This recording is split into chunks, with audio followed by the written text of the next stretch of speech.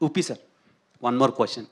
So last time మీరు UI film తీసి ఆ వైబ్, ఆ ట్రాన్స్ నుంచే ఇంకా బయటికి రాలేదు. సో అప్పుడు ఒక క్వశ్చన్ మీకు రైజ్ చేశాను. సో ఇప్పుడు అది ట్రెండింగ్ అవుతుంది. ఏంటంటే టెస్టోస్టెరాన్ లెవెల్స్ని రైజ్ చేసే కాంటెంట్ మీరు ఇస్తారు అని. సో ఇప్పుడు మ్యారేజ్ సర్టిఫికెట్స్ కూడా అది టెస్టోస్టెరాన్ మీరేనా అడిగింది ఆ క్వశ్చన్? టెస్టోస్టెరాన్ సర్టిఫికెట్ అడుగుతున్నారు సార్. దాని మీద మీ ఒపీనియన్ ఏంటి? కామెంట్స్. దండాలయ్యా. ఇంకొకసారి అలాగే ఒక వీడియో చేస్తాము, వైరల్ అయిన తర్వాత జనాలే చెప్తారు అది. Sure sir. Okay, eagerly waiting for your film sir. Thank you, thank you. Upendra sir, sir this is Chandu, anchor from filmy looks.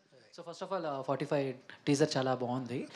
Last movie UA ఏమైతే ఉందో, సో చాలా ఎక్స్పెక్టేషన్స్ పెట్టుకున్నాం, బట్ ఎక్కడో కొంచెం రీచ్ అవ్వలేదేమో అని జనాలకి ఎక్కడో కొంచెం అర్థం కాలేదు అనుకోవచ్చా, లేకపోతే వాట్ ఎవర్ ఏదైనా. సో మీరేమనుకుంటున్నారు సినిమా గురించి? అంటే చాలా చాలా కష్టం అర్థమయ్యేది అది, నాకు తెలుసు అది.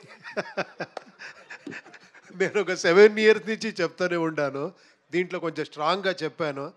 ఇంకా ఒక అకార్డింగ్ టు మీ ఇంకొక 5-6 years అయిన తర్వాత మీకు అర్థమవుతా పోతుంది. మీరేమన్నా డిసప్పాయింట్ అయ్యారా ఇంత కష్టపడి టెక్నికల్గా? లేదు, అర్థం అయిన వాళ్ళకి అర్థమైంది. ఓకే, అది ఏమంటే ఇది కొంచెం ఎక్స్పెరిమెంట్. ఏమంటే థియేటర్లో కూర్చొని చూస్తారు కదా, వాళ్ళే విలన్ను. అది కొంచెం డైజెషన్ చేసుకునేది కష్టం.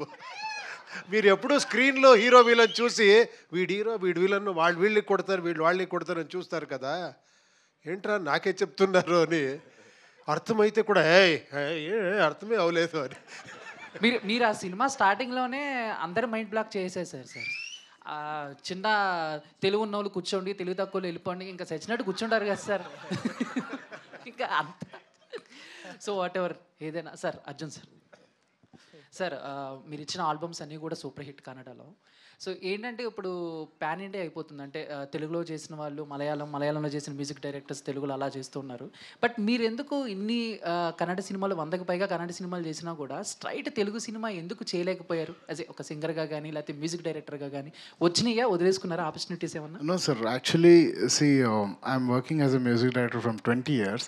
So every year I'm doing 12 films there sir. So every month there will be one release of mine. And in that time, so I'm so much stuck up with Kannada films, and definitely if I get the opportunity to do, I'll definitely do. And this time I'm doing, no, my 45, it will come in all languages.